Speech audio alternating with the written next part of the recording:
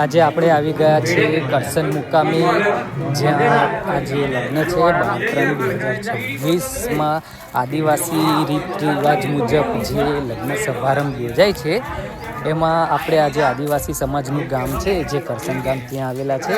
તો એમાં અમારે એવું હોય છે કે જે દિવસે લગ્ન પ્રસંગ હોય છે ને જમણવાર, તો બધું જમવાનું તૈયાર થઈ જાય છે. પછી એ દેવને પહેલાં ચડાવવામાં આવે છે, એટલે કે ખત્રી દેવ હોય છે તો ખત્રી દેવનું પૂજન કરવામાં આવે છે ને એ પરંપરાગત રીતે એનું પૂજન કરવામાં આવે છે. અને પછી જ આગળની જે કંઈ પ્રક્રિયા હોય લગ્નની તે શરૂઆત કરવામાં આવે છે. તો આ તમે જોઈ શકો છો કે આજે અહીંયા લગ્ન છે તો એના ખત્રી દેવનું પૂજન કરવા માટે બધા ભેગા થયા છે ને આ પ્રમાણે થાળીમાં અલગ અલગ જેટલી વાનગી આપણે બનાવી હોય તે દરેક વાનગી લાવીને મૂકવામાં આવે છે. અને સ્પેશિયલ જે ઢીભરા કહેવાય અડદના આદિવાસીનું મુખ્ય જે ભાનું કહેવાય તે ઢીભરાની પણ અહીંયા પૂજન માટે બધા ભેગા થઈને બનાવેલા હોય છે. સામે ટોપલામાં તમને દેખાતા હશે એ પણ બધી થાળીમાં મૂકે છે. અને સામે આ રીતે જે મૂક્યું છે એ પ્રમાણે ખત્રી દેવનું પૂજન કરવામાં આવે છે. અને દરેક રીત રિવાજ મુજબ જે આદિવાસીના રીત રિવાજ હોય છે એ પ્રમાણે દરેક જગ્યા પર, એટલે કે આ અમારા બાગીસગામ સમાજ છે તો આ સમાજની આજુબાજુના દરેક ગામમાં આ જ રીતે વિધાન અનુસાર જ કાર્ય થાય છે બધું. અને એ પ્રમાણે આપણે અહીંયા પ્રસંગો થાય છે. અને આ ખત્રી વિધિ કોઈ પણ શુભ પ્રસંગ હોય છે તો દરેક શુભ પ્રસંગમાં આ રીતે ઘરના જે વડીલો હોય છે, ફળિયાના વડીલ, એમના દ્વારા આ વિધિ કરવામાં આવે છે.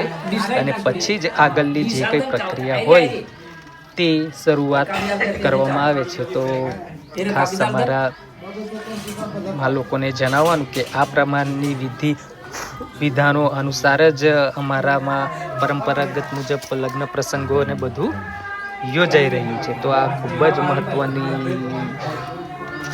રીત કહેવાય છે. તો એનાથી જ શરૂઆત થાય છે જેથી આખા લગ્ન પ્રસંગમાં કોઈ પણ પ્રકારનું વિઘ્ન આવે નહીં. એટલે ખાસ તો લગ્ન પ્રસંગમાં જમણવાર જ હોય છે. એટલે જમણવારમાં જે આપણે જમવાનું બનાવ્યું હોય છે તે આવીને અને આપણે પહેલાં તો દેવને ચડાવવાનું હોય છે તો આપણે દેવને ચડાવીએ છીએ. અને પછી જ આગળ આપણે આ પ્રમાણે વિધિ કરીને પછી જમણવાર ચાલુ કરવામાં આવે છે.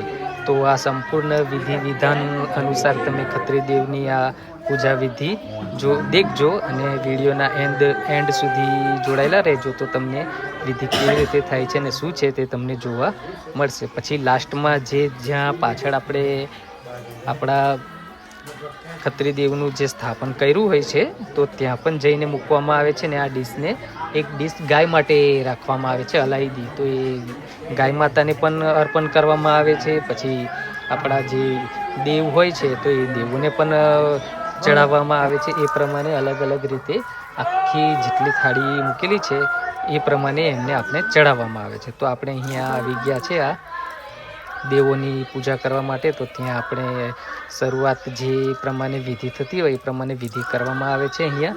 અને પછી એમને જે આપણે અંદર જે રૂમમાં આપણે વિધિ કરી છે તો એનું જે જમણવારમાં બનાવ્યું હતું એનું બધું આવીને અહીંયા દેવોને પહેલાં અહીં પણ ચડાવવામાં આવે છે. તો આ રીતે સરસ રીતે વિધિ કરવામાં આવે છે. અને દરેક દેવને બોલાવવામાં આવે છે પ્રસંગમાં આપણા, અને એમને પહેલાં આપણા દેવોને ભોજન કરાવવામાં આવે છે.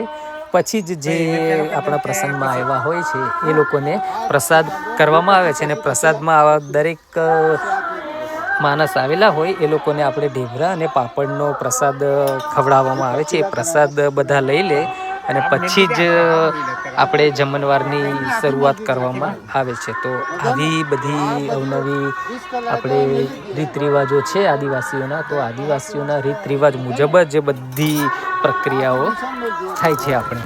તો આ પ્રમાણે બધી વિધિ થાય છે. તો તમે વિડીયો એન્ડ સુધી જોજો અને આવા રીત રિવાજો નવા જોવા માટે અમારી ચેનલ પર જોડાયેલા રહેજો. તો તમને નવા વિડીયો અને આ જોવા મળશે આદિવાસી વિશે. તો ખાસ જ્ઞાન આપવામાં આવે છે અહીંયા.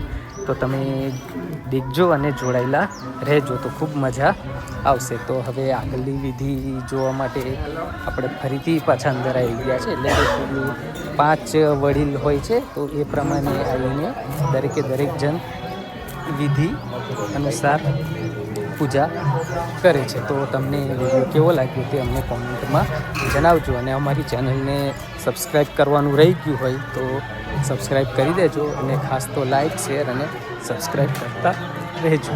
Thank you.